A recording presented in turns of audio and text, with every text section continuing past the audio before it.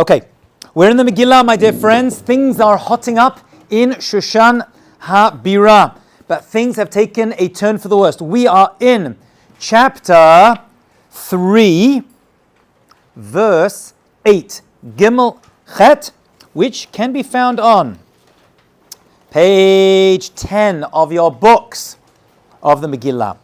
All right, so if you remember, Haman made a pour. He made a pour. A pour is a lottery. That's right. He made a lottery in order to discover when to kill the Jewish people. He used dice to do this, and he rolled dice for every day of the year. He ended up with a date, thank God, a long time after the dice was rolled. He rolled the dice, we're going to see, in Nisan, which is why the Jewish people are going to do something pretty weird, which as far as I know has never happened since this event. They're going to cancel a Jewish holiday over this event that we're about to describe right now. In Nisan, he rolls the dice to figure out when to kill the Jews, because remember, Mordechai won't bow down to him. He rolls 3 dice, and he comes up with the numbers 1, 3, 3 are the 3 numbers that come up. Why does he like those numbers? This is a good trivia question, this one. No. That's why he was satisfied that Adar was the right time to, although you're right actually, 331 does it up to 7, but that's not it. He was happy that Adar was chosen because he knew that Moshe Rabbeinu died in Adar, so he felt it was a good time to try to curse and kill the Jewish people. But that's not what attracted him to this number. There's something else that attracted him to this dice roll that ended up falling almost a year later on the 12th of Adar. 12th of Adar, yeah, we're going to see that in a second. He rolls it in Nisan. He rolls it for every day of the year. He rolls the dice because he's missed the lottery, remember? It's all about chance. And he comes up with 133. What is the not the gematria, what are these numbers represent in Hebrew letters? Number 1 is Aleph. Aleph, right? 3 is Gimel. 3 is Gimel. What'd you get? Agag. Agag was great-great-great-grandfather. Remember? So he comes up with Agag, is like, oh, that's a good sign. That's a good sign. Agag is 133. And that happened to fall on we're going to see, the day of the 12th of Adar. That's not when this happened. This happens in Nisan, almost a year earlier, but he had to decide on a date to kill the Jewish people. So he wanted to pick the right date. That's the way it came up. Masala. Oh, he knew his stuff. He knew his stuff. So what does Agag was his great-great-grandfather, King Agag, Melech Agag, who Haman's great-great-grandfather, who Shaul HaMelech, King Saul, was dealing with. So he felt good about it. However, yeah. How does that connect to 12 Adar? It doesn't. It doesn't. He just rolled the dice every day and said, on Nisan, he rolled the dice to figure out which day to kill the Jewish people. So he went through the days of the year, and then eventually came up with a 133, and it fell on the 12th of Adar, which was a little less than a year later. And he said, oh, you know what? It's good. That's the date. That's the day I'm going to kill all the Jewish people. You got it? If you flip over the dice, let's see who knows about gambling over here. Yeah, I know who you are. I know you people. What do you come up with on the opposite side? Becky, a little bit quick on that one. Makes me nervous. What's on the opposite, misspent childhood? On the opposite side of every die. On every die, every singular dice, there's an opposite number that adds up to? No. 7.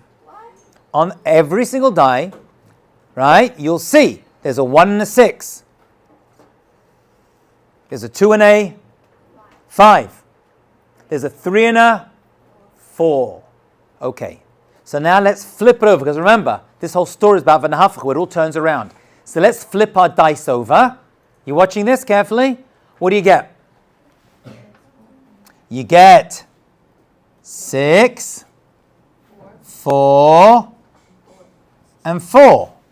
Right? That's on the opposite side, which comes out to, because on the opposite side of a 1 on a die, it's a... No, he doesn't flip it. We're flipping it. Because the whole thing is Kadosh Baruch Hu is going to flip it over for the Jewish people to win this story.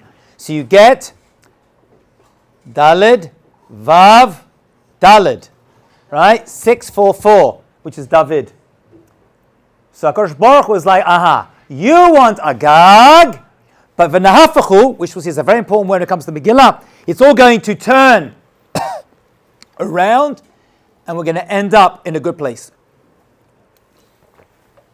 The merit of King David. Okay, it's cute, but it's not so good yet. So he's chosen a date based upon the roll of the dice.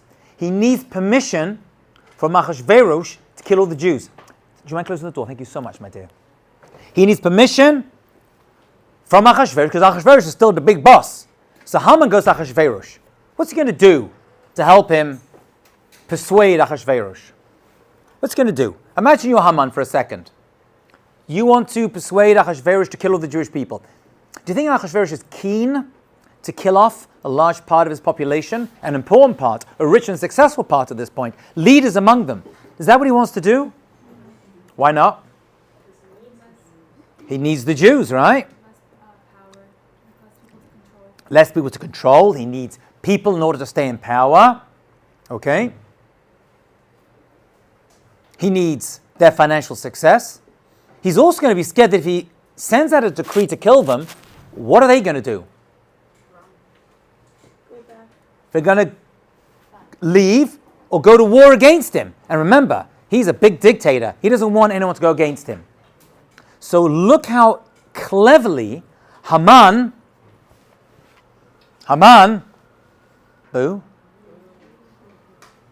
how cleverly Haman words the request of Achashverosh. Look at verse 8. V'yom Haman lemelech Achashverosh, yesh no am echad. What is yesh? There is one nation. Yesh no. It's a very strange word. How do you say there is in Hebrew? Yesh. Yesh is there is a nation. He's just describing a nation.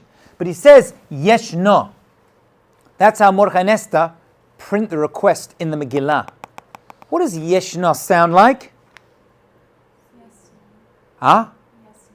No, in Hebrew. Yashen. Who said that? How'd you know that? You figured it out? Excellent. Yashna, they're asleep. Yashen, they're all asleep. Don't worry about them.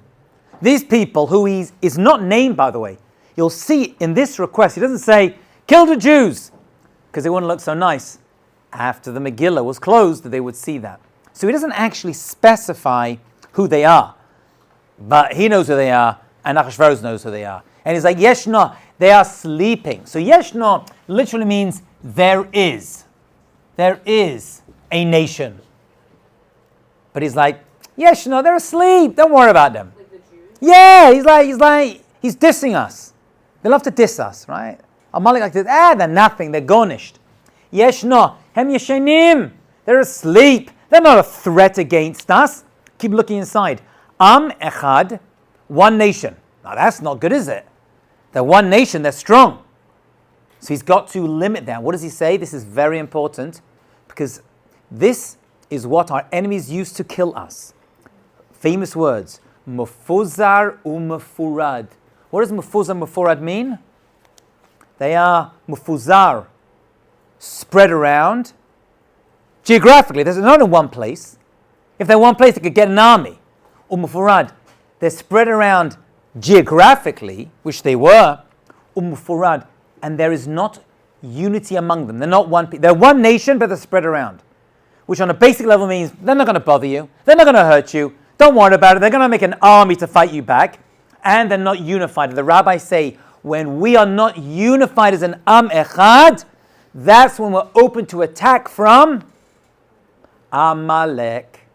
Amalek attacks us when we are not ish echad belev echad, one nation with one heart. When there is a difference between us, when we're not working together, we are open to Amalek, ready to. When we are unified, we are safe physically, spiritually, it's like you name it. So he's like, first of all, they're spread out, so don't worry about them. They're asleep at the wheel. You know that expression, yeah? They're asleep at the wheel. And they're spread out everywhere. Benamim for the other nations. They're all over the place. Don't worry about them. I'm not going to come against you. In other words, if you kill them, it's not going to be a problem. Not a problem with them. And not only that, v'tatayim shanot. And they have a different religion to us. They're not even like us. They're this weird Jewish people. This is Haman persuading Achashverosh to kill all the Jewish people in one day. That's a big thing. There were thousands and thousands of Jews spread out everywhere. So he's like, they're not like us. Always try, what do they always say? Actually, I watched a video early this morning, actually, when I was driving in, of someone describing how when they want to attack Jews, they don't just kill them. First of all, they have to dehumanize them. That's anti-Semitism. They dehumanize us. They're not even people. Like the Nazis said, they're like rats. They always make us into like animals.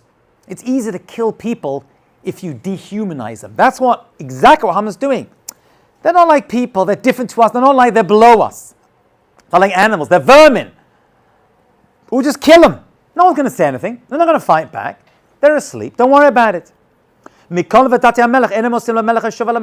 It makes no benefit to even keep them alive at this point. They're better dead. You know, it's better for you, Achashverosh, if you just kill them all. Pretty convincing. Does Achashverosh buy into this? Oh, yes, he does. Big time. Follow inside. Remember, every Hebrew word on the board you've got to know. It's going to end up potentially in a midterm. Okay? Just remember, those are the rules, those who just joined. So please get your Hebrew terms down. And names of everyone. Names are important. Yeah? Wait, so he's just saying, like, his persuasion to him is being like, they're just asleep anyways? They're asleep. They're not even human. They're not going to fight back. They're spread out. And from our perspective, being spread out means we're not a threat. They're not a threat to us. So just let me kill them. What does it mean, like, It's like Hamas calling Qatar. It's like, I'll just kill them. What's the big deal? They're nothing to us. What does what mean, my dear? what does it mean when, like, he says they're asleep? What does that have to do with That means they're not a threat. They're asleep. From our perspective, we were asleep at that point. We weren't invigorated in our connection to Hashem. But from his perspective, they're not a threat. Right? When you kill someone in their sleep, right? If it's good for you, right? So he's really like kissing up to him. Yikatev, let's write la'abdam. Let's write a decree. Is this the first decree of Achashverosh that Haman had requested? It's the second decree. The first one was for the whole husband and wife thing. We're in class 1 or class 2, we spoke about it. This is the second decree. Write a decree and spread it around everywhere to kill all the Jewish people. And not only that, I'm going to pay you, Achashverosh. How much? Vaseret alafim kika kesef. 10,000 silver bars. 10,000 silver bars, I'll pay you. So he's like, listen, I know it's going to cost money to print and to send all the people with it. So Haman's like, you know what? I'll cover all the costs. And you even make money out of this. So he's taking it to the ultimate level. Kill them all. And even 10,000 talents of silver is going to be in your little treasury. You're going to become rich doing this. I'll pay you to allow me to kill the Jews. By the way, this amount is significant, say the rabbis, because Moshe Rabbeinu, from the Torah, had known this was going to happen many, many years before, and there is something called the machatzit hashekel, half a shekel, that every man between the age of 20 to 60, I believe, would give. Half a shekel towards the Berek HaBayit to build a Beit HaMikdash. That's the way they counted people, and it's also the way they kept the money coming in to keep the Beit HaMikdash, the Mishkan actually, and eventually the Beit HaMikdash going. It's called the machatzit shekel, the half a shekel coin they would give in order to count people. Okay? Yeah. It's called the machatzit shekel. If you add this half a shekel coin that was given by it added up times 600,000, that's how many people had to give it, to 10,000. So already somehow we were defended against this 10,000. Was Haman aware of this? I don't know. That's beyond my pay grade. I have no idea. But the half a shekel actually added up to that. That's what Tosfot says in the Gemara Megillah. How did it add up again? When you add together 600,000 half shekels, adds up to this amount. So somehow there was some kind of defenses. When you give tzedakah, we know that tzedakah defends against mavet. A lot to say on that, but not for now. And by the way, they used to give the half a shekel, I think in Nisan, Adar or Nisan. So this half a shekel was acting in the background as a defense against this 10,000. Anyway, does Achashverosh take the money?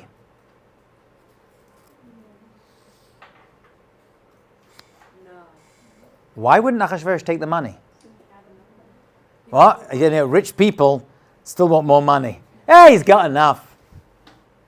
Yeah? I think to show that he's above he's above even. Okay, I don't need your bribes. I don't need your money. Yeah, okay, it could be that. I'm not sure of the answer, but we know he didn't take the money. The Gemara does give an answer, though, and say that he hated the Jews more than Haman. He just had to act the part because he's a dictator, and he needs Jews. You know, you need accountants and lawyers and doctors. So they're nice to us. You know what it's like? There's two types of anti-Semite. There's the one who stands in your face and says, I hate Jews and I want you to die. That's your Haman type, right? That's your Nazi. I don't like you, I want you to die. Actually, he's not even Nazi anymore. We see a lot of them around the world all of a sudden. They've all popped out. It was always there. There's always anti-Semites out there, but they just popped out of the ground and they're happy to say it publicly. There's another type, however, who's like, I'm your friend, but when you turn around, they stab you in the back. That's your, intelligentsia, right? They'll skip you over for a job promotion. And if they end up being kicked out, well, it's not our fault. It's only the support for Israel they deserve to die. All this kind of garbage, right? Actually, Achashverosh was the second type. He was pragmatic. He's like, when I need them, I'll use them. But if they all die, they die. So the reason is because they say. Because he doesn't even care. He's happy for them to die. He doesn't need the money. The Gemara gives a mashal for this, an analogy. A guy has a mound of dirt in his field. Look at the analogy. Even the analogy used by the rabbis is interesting. And another guy says, listen, I've got a big hole in my field. Do you mind if I take your dirt to fill up my hole and I'll pay you? And the guy says, you don't have to pay me. Do me a favor. Take your dirt. That is Haman and Achashverosh. Achashverosh had a mound of dirt. Haman says, give me your dirt. I need it to fill my hole. In this case, the hole was in his heart. Give it to me. And he's like, you don't have to pay me. You can just take it. Achashverosh was no fan of the Jews. He doesn't seem that way in the Megillah because he ends up marrying a Jewish woman he discovers later and ends up living afterwards. Okay. So what does he do? So he does something. Look at verse 10. Another key moment in the Megillah, which is going to reoccur later. V'yasar melech et tabato. He takes off his tabat. What's a tabat? His signet ring. Very, very nice. His tabat. His signet ring. What is a signet ring? And why is this ring so important? What's that, the mafia over here? What is that, the Super Bowl? You're getting a ring? What is this ring, yeah? It's like how he signs. Very good. It's actually the stamp. They used to have a ring. It was your crest, maybe your family crest, or whatever it was, and you would sign a decree. You'd put wax on a piece of paper, and you would imprint your decree. It was basically your signature. So he's turning around right now and saying, I'm going to give you my ring. That ring basically was a message to Haman and to everyone else, because everyone saw it, that you could do whatever you want. He basically gave him, it wasn't just like a gift, it was tremendous power. So Achashverosh gives Haman this ring as if to say, do whatever you want, you're in charge. Lahaman. HaKesef natun lach. The money is yours. I just mentioned another gematria, if you don't mind, but there's a lot of numbers over here today in class. HaKesef say the rabbis, He gives him on the 10,000. he gives it, he says, don't give it, you can keep it. I don't want it. HaKesef natun lach, you keep the money. HaKesef has the same gematria as, I think, ha'etz. Ha'etz. 165. Because eventually he's going to get, because of this money, he's going to get hung on the tree. So HaKesef, ha'etz, 165. That's the gematria hint. Again, there's a lot of hinting over here because everything's hidden. It can't be explicit. Don't worry, Haman's going to die later. Mordechai and Esther, when they wrote the Megillah, they couldn't be that explicit. It's going to be a little bit more coded. Wait, so sorry. Can you redo the Kesef? Sure. HaKesef is what he gave back, has the same numerical value as ha'etz, the tree, which Haman is going to get hanged on a little bit later. Not soon enough, but a little bit later. Okay, so it's kind of like, you know what, you're getting the money, but you're going to get your just desserts. For the Hafach, it's all going to turn around. We're going to turn that money you saved in trying to kill the Jews to end up being your death. Good? Okay. So he does it, and he writes it out that on the B'chodesh HaRishon, on the 13th day of this Chodesh Rishon, the Shosh, it was written exactly, and it was sent all over the world, and it was sealed, and they sent them all out.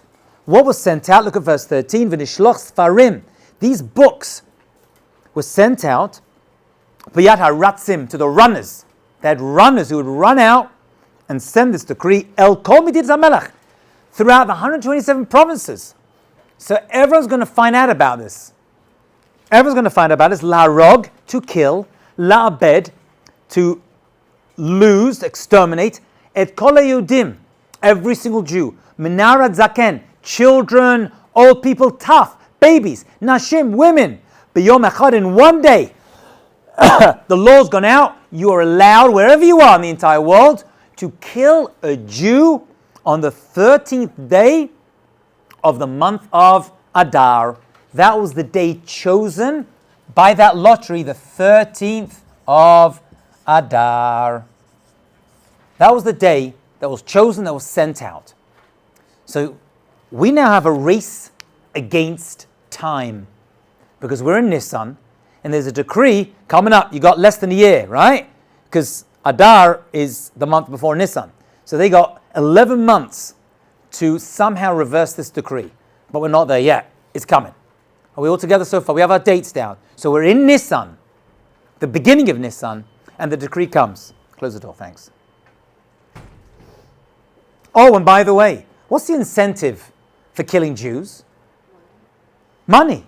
Yeah, because when you kill a Jew, like they did in Poland, why do the Poles, so many of them, join with the Nazis who'd invaded their country to kill Jews, as many did before and after the war? Guess that they took their houses from them. You know, I must tell you, my wife's family came from a town in Europe, and the Eichschucker was called. And when the war began, when the Nazis came in rather, there was a decree that, and the Polish people in their town, there was a chemist. There was a chemist, like not some idiot, a chemist of the town that knew all the Jews. He came into a house, he killed all the Jewish people, took the house. One minute he's like, giving out medication, handing out Advil, whatever they were handing out over there. And now he's willing to kill a Jew for the house. Same thing. They could turn on a dime, and actually for a dime. Selling out Jews for cash, there are people doing it. Doing it now. Oh, 1,000,000% they're doing it now. 1,000,000%. Okay, that's the date, and that's the incentive. You can kill them, and you can take all of their stuff. Take all their stuff. Just, by the way, you're going to see later, just bank this in your heads.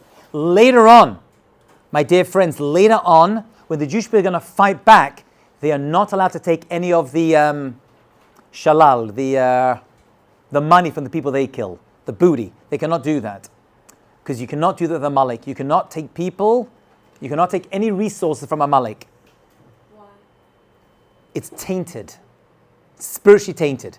And that's why even Shaul HaMelech was told to do, whenever you fight Amalek, you cannot take their stuff. Usually the rules of war are, You fight a war, you get to take some of the stuff. Here, garnished. You fight a Malik, you don't take a penny. Avraham Avinu, nothing. Moshe Rabbeinu, the Jewish people, nothing. You fight a Malik, you kill him, you get out. You don't touch their stuff.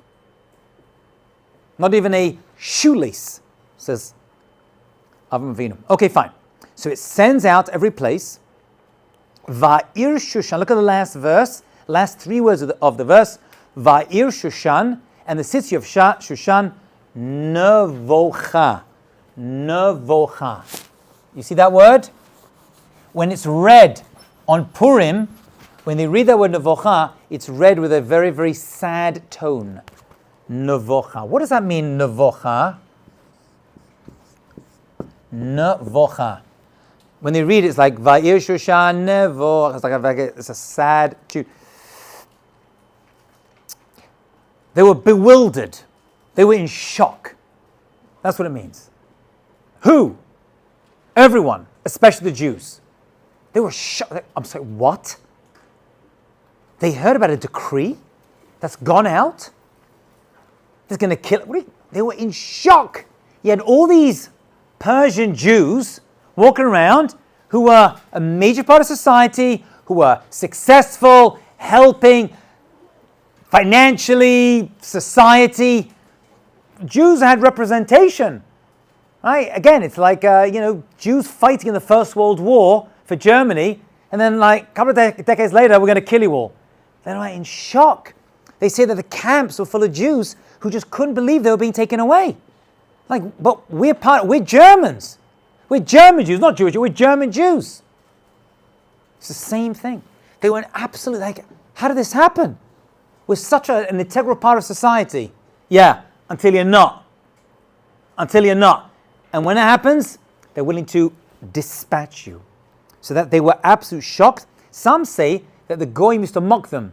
You know what? I can't kill you now, but give me a few months. Adar 13, I'm going to kill you and I'm going to take your house and all your stuff, all your gold, all your silver. So they were being mocked on the streets of Shushan. Mocked on the streets. Chapter 4. Let's go. We're going to finish this soon. Mordechai finds out about this. There's a big discussion among the Rishonim. How did he find out about this? Well, he heard about the decree, but he found out some other way. Some say Eliyahu Navi told him.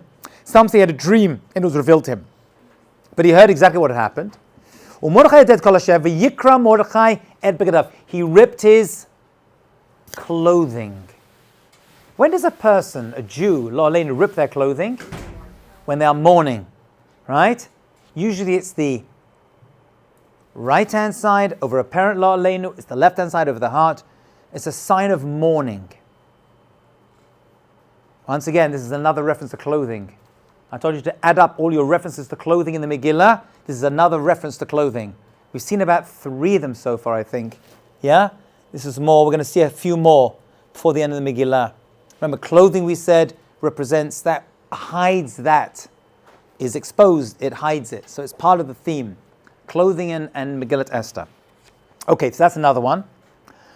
At Bagadav, Yilbash Sakfev, he puts on sackcloth and ashes. That was a sign of mourning, to wear sackcloth and put ashes on your head. It's a sign of mourning. Yeah? And he goes out to the middle of the city, V'yizak za'aka gedola umara. He cries a loud, bitter cry. Very dramatic. Very, very dramatic. He puts on his clothing, he rips his clothing, puts on sackcloth and ashes, because he hears the Jewish people about to be completely annihilated. He goes out into the city center, where everyone is, and he starts to scream out and cry. Screaming at Hashem. Umara, what does this sound like, by the way? This cry comes to combat somebody else's cry. Do you remember who in the Torah cried out a loud, bitter cry? You got to know your Torah to know this. In the Torah, there's an episode where somebody hears some bad news, not a good person, and cries out very loudly and bitterly. Anyone know? It's not a good person. Not a good person. Asa, very good. When? When he lost the birthright, when his father Yitzchak gave the bracha to his twin brother Yaakov Avinu. He cried out. Esav is the great-great-great-grandfather of Amalek. Yeah? Right? Great-grandfather of Amalek. So now we're seeing already that even his cry comes to combat the cry that Esav made many, many years before this point. Why is he going out into the public square? Because he wants everyone to know. He's trying to elicit some sympathy. Everywhere he went, the Jewish people start to do the exact same thing. Right? They start to mourn and fast and weep and cry out. Because basically it's got around, they're all about to die. Every single Jew throughout the entire world is going to die. L'rabim. Everyone. Rabbim means many, many people. There's three interpretations who these Rabbim refers to. One is the rich Jews. They took it really badly because they thought they were safe with their money and it was going to protect them. The second opinion was it was the rabbis. The Rabbim are the Rabbanim. They cried out first because they were took, first pole position in helping and praying. And the last one is Rabbim, in public. People weren't mourning alone in their homes, in the basement. They went out publicly to mourn. But one person is yet to find out. And who is that? Esther. Why? Where is Esther? She's in the palace. She's hidden away. Look what happens. Look at verse 4 when she finds out something's wrong. She doesn't know what it is yet. She's not sure.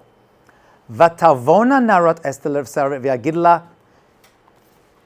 Esther's servants come and say to her that Mordechai is outside publicly mourning and crying out. Now she doesn't know exactly why yet, but she realizes that if Mordechai is publicly mourning and screaming, it must be something very, very, very big. What happens to her? Look inside verse 4. There's a long word over there. What happens to her?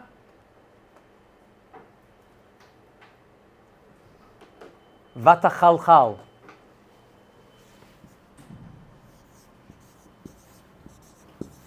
What does vatachalchal mean? It's not so clear, but that's her reaction. That's her reaction. Vatachalchal. It's very similar to a word we say after going to the bathroom. Asher yatzar tatam chachma uvarava nekavim nekavim chalulim chalulim. What are nekavim nekavim chalulim chalulim that we say in the bracha of Asher yatzar? What's a nekev? An outside cavity. So we thank Hashem that our outside cavities, our nostrils, our mouth, our ears, and other areas are working well. Then what are chalulim chalulim? Internal cavities, veins and tubes. Thank you Hashem, they're all working well. So chalulim, we know, are internal holes and cavities. Internal holes and cavities. You have the nekev, the outer one, and the chalulim are the inner one. That's what we thank Hashem for. So something happened to her inside cavities. What happened? She had a miscarriage. That's how the rabbis understand it. She was actually pregnant at this point with a baby from Achashverosh. When she heard about Mordechai doing this publicly, she lost the baby. She got pregnant one more time after this through Achashverosh and gave birth to Darius.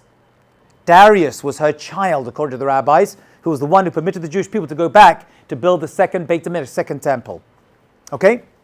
But she miscarried at this point a child. So she reacts really badly to this. Shh, guys, sorry. Hamalka ma'od v'tishlach begadim. So she wants to find out what's going on. So what does she do? Another reference to clothing. She sends out clothing to Mordechai. Proper clothing. Royal clothing. Why? Because there's a law.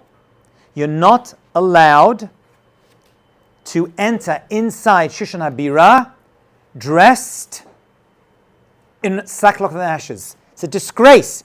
You can't walk into the Oval Office looking like a a shmegegi. So she sends this to him. Another reference to clothing. Write it down. You should have a nice collection by now. The first two. You have to go back in your notes. V'lo kibel. What? What other? There were other occasions. Okay, so we saw one of them was Achashverosh, right? Dresses up as the Kohen Gadol. Vashti is told to come wearing no clothing except for her royal crown. Yeah? That's a couple of them. Okay, so she says, wear this clothing. V'lo kibel. He's like, no. No, if I put on this clothing, I'm going to come to you, and everyone's going to think that you and Achash rescued us. I want everyone to pray. So he remains outside, having a full opportunity to get inside the palace. So no, by the way, how are they communicating with each other, by the way? He's outside, she's inside. How are they communicating one with the other? A messenger. Does anyone know who this messenger is? Who is the messenger? Because he's not inside and she's not outside. So something's going on over here, isn't it? Okay, let's have a look. We're about to meet this messenger, a very interesting individual. V'tikras ala Hatach, she calls out to Hatach. Hatach is our messenger. Hatach is a code name. It's a code name for, most people say, Daniel the prophet. He was still alive. He must have been pretty old, but he was still alive. He was a great prophet of the Jewish people. Why was his code name Hatach? I had to relate. Your code name, relates to your mission. So Hatach means to cut in half. Lachtoch. He's missed a half. Why? Why is he missed a half? So one reason is because he had a lot of power. A lot of power in the days of Nebuchadnezzar and Belshazzar. He was an advisor. His power had been cut in half. Right? He was half the man he used to be. Hatach also means to live, like give a pesak. It shows that he was still a great person, able to make cutting decisions. So he's an important person, and he was used. According to the Rabbanim, he was discovered as doing this, and Haman had him assassinated. Right? So he's actually going to die during this story, but that's hidden away as well. Okay, so she sends out this message, and she's like, I want to figure out what is going on. She wants to know, ledat, to know. Look at the words inside verse 5. Write this down. Ma zeh. Ma zeh. V'al ma zeh. Ma zeh v'al ma zeh. Now, when you read this in the Megillah, you're like, what's that? She wants to find out what's going on. Ma zeh v'al ma zeh. Why is this happening? Why is this happening? It's too much noise. Is she okay? Having a nervous breakdown, love? Okay. It doesn't work. It doesn't work. Mazeh va'al mazeh. Why is this weird expression being used? This is a tough question. The rabbis say it's a reference to the Aseret HaDibrot. The Aseret HaDibrot are described in the Torah, the 10 Commandments. We're over here. The 10 Commandments were written on 2 tablets, on the Luchot. Write this down. Written on the Luchot. It says that the Luchot had a certain miracle connected to them, that they could be read from both sides. There were blocks, there were cubes that could be read from both sides. Mizeh or mizeh. So she sent a code message to Mordechai and says, Mizeh or mizeh. Is it because we're not following the Torah that this happened to us? Why is this happening to us? Mazeh vel mazeh. Is it got to do with mizeh or mizeh? She couldn't say it explicitly because maybe the message would get out and they'd find out she's Jewish. So she's now having to send code messages, and this is one of the codes the rabbis tell us, that maybe mazal mazeh is a reference to the Luchot, which were written mizeh or mizeh. Is it because we're not following the Torah? Are we lacking in a certain mitzvah that has led to this terrible decree? You get it? You get the code? Yeah. Okay. She sends a message to Mordechai, Mazev al Mazev. Why is this happening to us? What's going on? But it's a very strange expression. Just say, Makara. That would do it. So the rabbis say she was actually sending a code message via Daniel to Mordechai saying, Mizeh or Mizeh, is this because we're not following the Ten Commandments, we're not following the Torah that has led this to happen, this decree against us? You get it? You don't get it? Okay. She couldn't say explicitly, is because we're not doing mitzvot, because if it will get discovered, they know she's Jewish. And at this point, no one knows she is Jewish. Vayagedlo Mordechai, and Mordechai comes back and says, Et kol asher karahu. Another important word. These are all code words between Mordechai and Esther. It's very, you could write a book on this. Well, actually a book was written on this called the Megillah. Karahu. Does anyone know what this word means? Karahu. We actually touched upon it in last class. Those who were here, remember. Makara. So Karahu is a code word to describe the nation of Amalek. Because if you remember, when the Jewish people left Egypt, they karcha b'derech. They found us along the way. Kara means mikra. It just happened. It wasn't. It was planned. But they're the people of happenstance. It's all coincidence. So he was like, we got ourselves an Amalek problem. We got ourselves a Haman problem. So he's basically telling Esther that Haman is trying to kill us all. Well, why doesn't she say it explicitly? Why doesn't he tell her explicitly? He can't. It's got to be kept quiet. So he uses a code word to describe the nation of Amalek, and they're the people of Mikra. It's all happenstance. The coincidence people. Are you following? Have I gone too far for you? Kara, it just happened. Makara, what happened? It also has the word kar in it, by the way, which is cold. They cool down the Jewish people's love for Hashem. They cooled us down. Rashi actually gives, based upon this idea of cold, on Chumash, an analogy of a hot bath.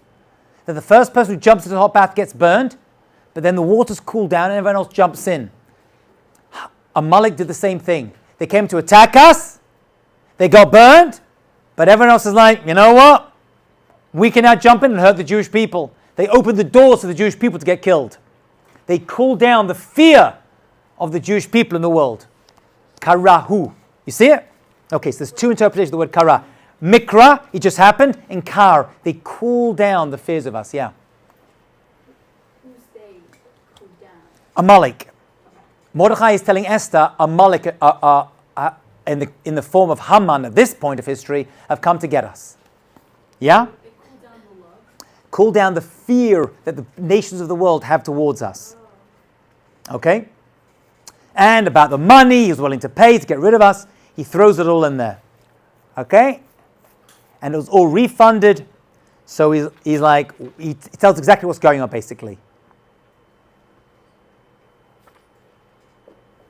So what does Hatach do? He goes and he tells Mordechai exactly what's going on. Yeah? When it says that Amalek pulled it down, is he trying to tell Esther that like all the other nations can attack them? No.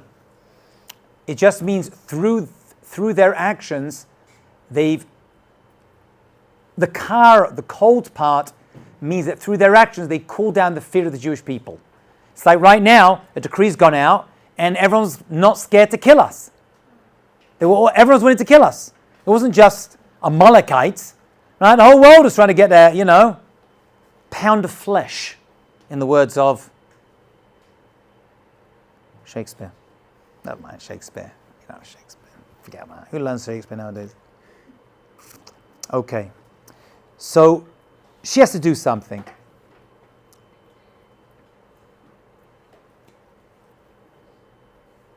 He says the following. It's time to go and tell Achashverosh you're Jewish. Now, when you read these words, it seems a little bit weird that she refuses, because she's Esther. But he's going to say the time has come to go and see Achashverosh. Now, this was a suicide mission. But you're about to see the plan that Mordechai and Esther are building. And by the way, when you see what the plan was, it was insane. The scariest plan ever, that had it failed, every single Jew in the entire world would have died. So they have the responsibility of every Jew who's alive then, and every Jew that would ever be alive, on their shoulders. You feeling the pressure a little bit? A little bit? Right? They literally had the entire world on their shoulders, the entire Jewish world.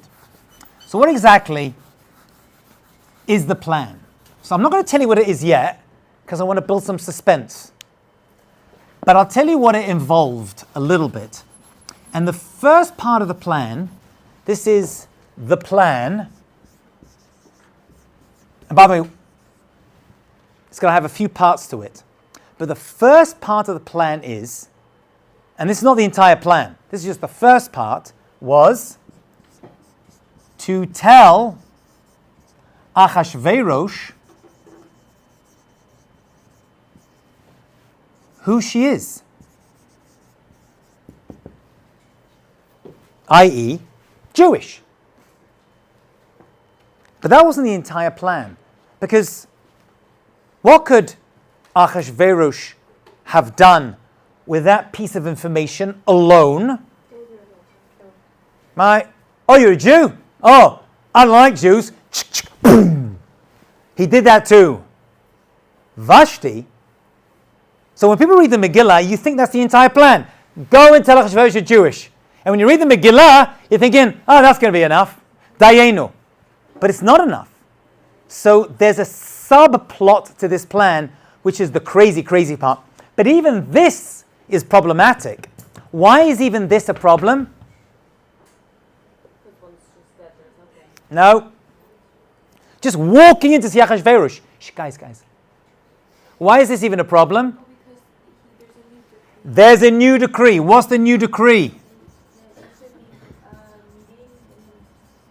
You need a 30-day permission pass to go and see Achashverosh. Why? Because there was an assassination attempt. So he's got this ironclad FBI, CIA wall around him. He can't just walk in to see the president.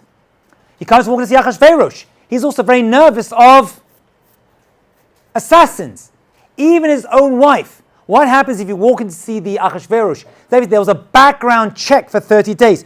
What is the punishment for walking to see Achashverosh without 30 days permission?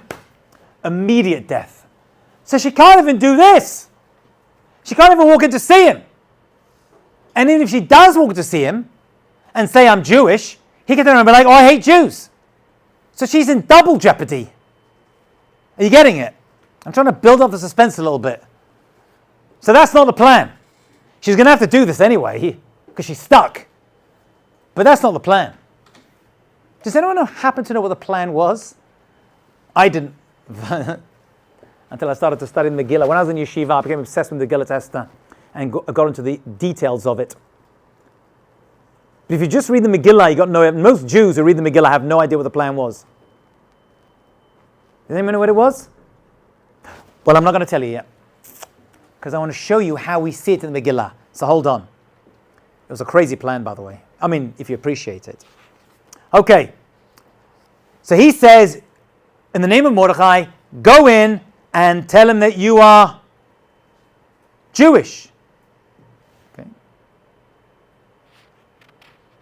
And she says, back to Mordechai, are you crazy? Look at verse 11.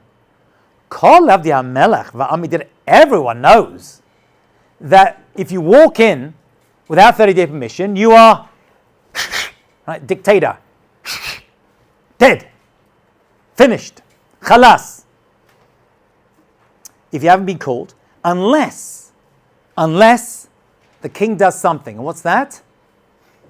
Shows you that he will let you live. This is your only chance. It's a 1% chance you're going to survive this. 1% chance of just getting in. Forget the request, just getting in. And that is if he holds out a golden scepter. He had a golden staff, and if he holds it up and you touch it, you get to live. Let's say he's in a bad mood. Let's say they burnt his toast. Or bagels weren't on sale that day. Or whatever it was in his day, I don't know. Man, not going to work. Right? He's got bodyguards all around him. Right? He's King Jong-un. You just got to walk in. You got to... So she's like, I can't go in. And the only way I'm going to survive is he holds out his iron scepter.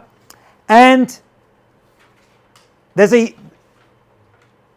lo nikreti levant, and I haven't been called these 30 days. So she even references the 30-day time limit in order to see the king. Now we come to Mordechai's response. Now he's got to persuade her to go in and see Achashverosh. He's got to be persuaded to let the Jewish people live, which is going to involve taking down Haman. And this is like Hurdle City. There's this is crazy. How in God's name are they going to even they got to figure out how to get in, not get assassinated on the way in. It's like, Tom Cruise is trying to just get into the building before he even tries to figure out how to open the safe. How are we going to get past the security guards? Are you following? You see the problem? And once she gets there, she's got to get in, and then she's got to persuade him. It's terrible. So she says, I'm not going. So Mordechai says, I'm going to give you 3 reasons. Mordechai is about to give Esther 3 reasons why she has to go in. Okay, let's have a look at these 3 reasons, because they're very important. I'm taking this one down, okay? Because this was done already. So one of the 3 persuasions that Mordechai, 3 reasons / persuasions that Mordechai gives Esther to walk in. Just to walk in. Oh, and do the plan, which you don't know yet. The plan's coming, but we have to get in, right? So what are the 3 reasons? 1, 2, 3. Good? Number 1, he says, Vayigid Mordechai es divrei Esther. He finds out she's not where he's going. And he says, verse 14, Ki im hacharesh tachrishi. Hacharesh tachrishi basically means, if you're going to be quiet right now and not stand up for your people, Esther, by the way, it's a double lashon. Remember, every time there's a double expression, it's very much. If you really, really don't do anything to help your people, right? Because at this point, she's like, I'm not going in. I'm not going in there. I'm going to be dead. So what's it going to help? So he says, you got to go in. If you're quiet, revach sala yamod leyudim makam acher. Someone else will save the Jewish people.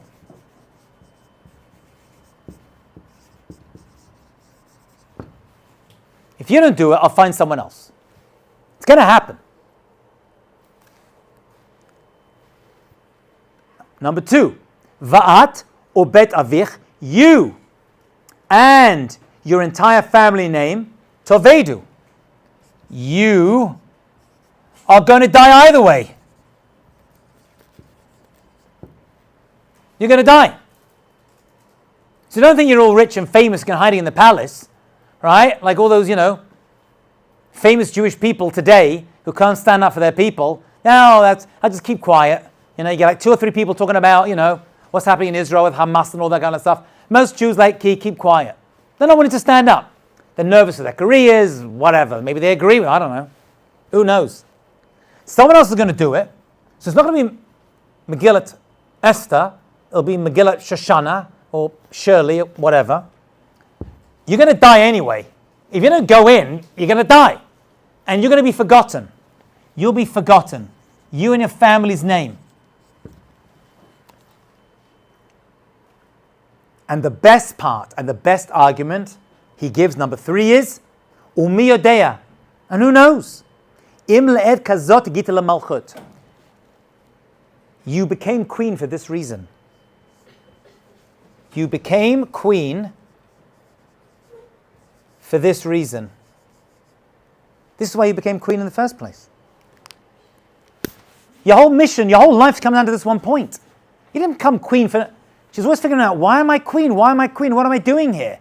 Why did Hashem select me? She's waited years to find out. Years. He turned around and said, this is your moment. If you don't do it, you're going to die, and someone else is going to save the Jewish people. They're going to get saved. Because we have a promise to Avraham, Isaac, and Yaakov, Sarah, Rivka, Rachel, Leah, the Jewish people will always be there. So if you don't walk in right now, you're going to die. Someone else is going to save them. And this is your entire life has come down to this one moment. Mordechai is telling Esther, if you don't walk in and save the Jewish people now, you're going to die, your family name is going to be forgotten, someone else is going to save the Jewish people and do that tremendous mitzvah of saving the Jewish people, and you've given up on your sole mission in this world. Terrifying.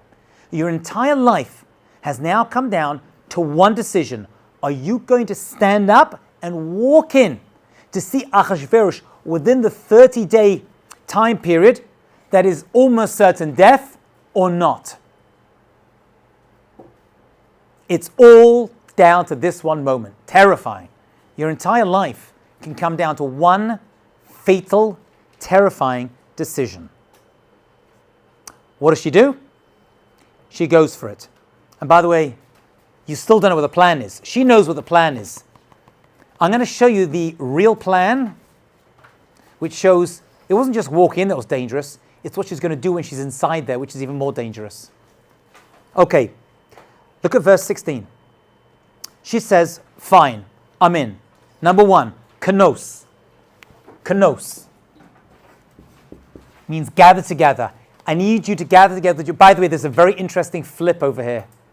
Once she decides to go in, up to this point, Mordechai's been in charge. She's the one who's putting her life on the line. Now she's in charge. For the rest of the Megillah, she's telling Mordechai what to do. There's a power structure between Mordechai and Esther. And up to now, he's been saying, do this, do that, do this. And he's telling her. And now she's in charge. She's like, fine, now I'm in charge. You go and you gather together all at Kol Yehudim and inside Shushan, everyone inside Shushan, v'tzumu, fast, a life for me, and they shouldn't eat for 3 days. Imagine that. They decreed a 3-day fast before she's going to walk in to see Achashverosh. By the way, what month are they in? Nisan. What holiday is in Nisan? Pesach. Pesach is the middle of Nisan. This 3-day fast fell over Pesach. In Shushan, there was no Pesach this year. They all fasted at Seder night. Nobody ate any matzah. Nobody ate anything. They all fasted on Pesach. That's one of the reasons we eat on Purim, right? To counteract the fasting of Pesach. It's the only occasion I know in Jewish history where they cancel Pesach. They canceled Yom Kippur a couple of times, but Pesach, that never happened. This is one of the occasions. This 3-day fast fell over Pesach. Okay? So she says, I was going to fast for me 3 days, day and night, and I'm going to make sure all my maidservants fast, and we're all going to pray. And then she says very, very sad words, which are also read very sadly, the end of chapter 4, the kasher avadati, avadati. A double expression.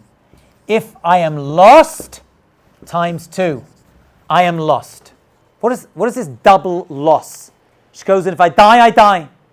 So one death is she died physically by being raped and taken by Achashverosh. So physically, she had died. She was a shell of a person. She wasn't happy. This was not a nice position she was in.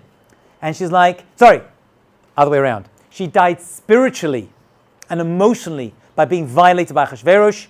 And she says, I died once, I'll die physically, and I'll get killed for walking to see Achashverosh. Those are the two avedot, the two losses of Esther. And when it's read in Megillah, imavadati avad, it's like a sad lamentation. And there were two, she says, if I die, I die. Why is it said twice? The word avadati is said twice. So the first time is because of the spiritual and emotional and psychological loss that she went through by leaving Mordechai, her husband, and marrying Achashverosh. So I died that way. I'm a shell of a person right now. She was miserable. And she goes, Avarati, I'll die physically as well. So Achashverosh will kill me. In Avarati. And look at the last verse. V'ya'avor Mordechai. They did an Aveirah. They didn't eat the Pesach Seder. That's the hint, say the rabbis. And the last verse of chapter 4, verse 17, that they did not celebrate Pesach that year. Rabbi, I don't understand. Why? It's not like if something happens to Judaism, then I don't. Wait, I don't know. I shouldn't have זה שנגיד, יש משהו בשבת, לא משהו נאכל אחרי בשבת. אותו דבר פה, למה בגלל It takes very good. It takes a big person to be able to do this. It's a big problem. You'll have to be mechal Shabbat to save a life. כן, אבל היא פשוט חיללה כל כך הרבה דברים שהיא לא הייתה צריכה לעשות. This is the time. You're right? This was the time. It came down to this. It's a big deal. Canceling Pesach takes... Yeah. It's so insane what happened to her that she went, which was taken against her will. Just to be very clear. She didn't go voluntarily. Many women went voluntarily to marry Achashverosh. They tried. She did not. They knew it was so insane that it had to be a higher purpose. And they were Nevi'im. They knew something was up. Okay? And Mordechai, it says, listened exactly to her. Everything about her. Okay. A few more minutes, we'll finish. Let's just start the next chapter because I want to get through this. Chapter 5. So that's where we are. 3-day fast. By the way, how do you feel after 1 day fast? By the way, let's make it easy for you. What do you feel after missing your coffee in the morning? Let's just start with that. Then 1 day, 3 days, no food, no water. She's a shemata at this point. She's a shemata. She is in bad condition. Yeah. I thought no one was supposed to know who she was. So how did this 3D, She spread it back to Mordechai. She says, you go and tell them to do this. They don't know it's coming from her. They think it's coming from Mordechai. She doesn't go and tell everyone, I'm Jewish, go fast, everyone. No. She tells Mordechai, and she says, you go and kanos, you go gather the people together. Why are you sitting in the back? You were like here a minute ago. What are you doing? Yeah. I should have question though. Yep. When he said, so did the 3 things, and he was like, you're going to die too because you're Jewish. No one knows she's Jewish. No one knows she's Jewish. They think it's coming from Mordechai. They think Mordechai, what? But then how is he using that as like, if all the Jews die, you'll die too? Oh, he's using an argument to persuade her to go in to walk inside. Die because no one knows she's Jewish. Eventually they're going to get you. That's why he says, I missed that piece. That's why he says, don't think the palace and your position is going to protect you. You're going to get found. They get found out eventually. They eventually get him. They'll get you too. They're going to get you too. Okay, so now the 3rd day, another reference to clothing. This is number, 4 or 5 or something, I don't know. V'tilbash Esther Malchut. She gets dressed up in royal attire. She's about to walk in and see Achashverosh. She wears royal attire. The Gemara says, no, not physically. No. She was dressed in prophecy. She'd fasted and prayed so much, she reached one of the highest levels a Jewish person can reach in terms of spirituality, and she was like in royal, heavenly, majestical clothing. V'tamod. And what does amod mean? What's that a code word for? Amidah? Pray. She prayed. She prayed endlessly, no food, no water, 3 days. She's about to walk in to risk her life. And she went inside. So she had this prophetic spirit clothing her. And she walks in up to the inner chamber of Achashverosh. Verse 2, Vayhikarot HaMelech Esther, when he sees her standing there, he holds out the golden scepter. V'yoshat HaMelech Esther et Sharvet HaZahav, Asher b'yado v'yikrav Esther, she got close to it and she touched it. That means she survived. Okay, she's in. She is in. Now what? Now what? She can't tell him she's Jewish. He could be like, I don't know that. Off with her head. He's done that before. So here comes the plan. Here comes the plan. Okay? And I'm going to show you inside. I'm going to finish with this, so watch carefully. He says to her, wow, you're gorgeous. I love you. Vayomer melech malach Esther. What's wrong? Or ma bakashatech. What is your request? Ad chatzia malchut. I'll give you even half of my kingdom. Only half? Imagine that. You walk in to see your husband asking for something. He's like, I'll give you half of what I have. I don't know, I want everything. What's the half he's not willing to give her? The Gemara says Yerushalayim. Because I'll give you everything I have, but I'm not giving you Eretz Yisrael, I'm not giving you Yerushalayim. That's what the Gemara says about this. He's not even willing to give that away. Here come, look at verse 4. I need you to look inside, Kinderlich. This is where we see it. Vatome Esther, imam melech tov, if it's good for you, yavo hamelech v'haman hayom, I want you and Haman to come el hamishte, to the feast, asher asiti lo. What do those words mean? Come to a feast. She invites him to a party. That's it. That's going to save the Jewish people? By inviting Achashverosh to a party? That's your plan? That's your plan? To invite him to a party? Just, if you're going to tell him you're Jewish, tell him now. How do you say, I'm inviting you? Aniz mazmin otcha. Doesn't say otcha. Or if it's a woman, otach, right? She says what? What does she say? Look inside. Asher, a city that I made. Lo. Lo means for him. For who? She's talking to Achashverosh directly. So you could say, well, it's talking to, it's the, the third person, respectful, that I made for His Majesty. It is a little bit of that. But what else is she saying? Anybody know? This is the plan, by the way. To make him jealous. Of what? That's it. She's planted the plot of Mordechai and Esther was to plant in Achashverosh's mind that her and Haman were in a relationship and trying to take over his kingdom. Now remember, Achashverosh is a narcissistic dictator who is more afraid of being overtaken than anything else. And he's most afraid of people who are close to him. So she says, let's make a party, just me, you, and Haman. She doesn't say explicitly we're in something together, but this is, and there are 12 reasons given in the Gemara why she threw a party, and this is one of them. She starts to infect his mind with a doubt that maybe this Haman guy, who I elevated, is actually working together with Esther to overtake me. It's a genius plan. Insanely suicidal, because if he suspects Haman is trying to overtake him and having relations with a woman he loves, what's he going to do? He's definitely going to kill her. I'm like, of course you're going to die. That's the avarati. She's like, this plan is a suicide mission.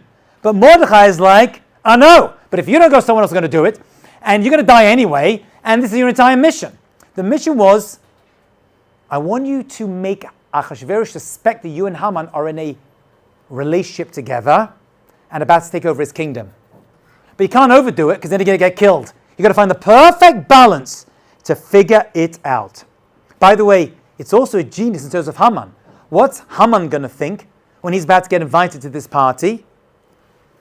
Wow, I was important. Now I'm really, not only does Achashverosh love me, his wife Esther loves me too. So he's going up and up and up and up and up. And remember, the higher you go, the greater you fall. That, my friends, was the plan of Mordechai and Esther. We will pick this up, Miss Hashem, on Tuesday. Have a great day.